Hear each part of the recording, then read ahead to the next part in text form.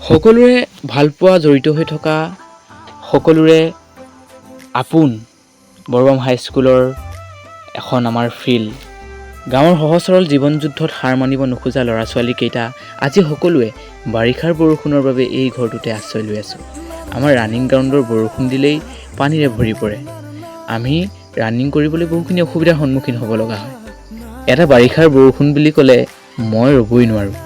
মই বৰষুণ বৰ ভাল পাওঁ।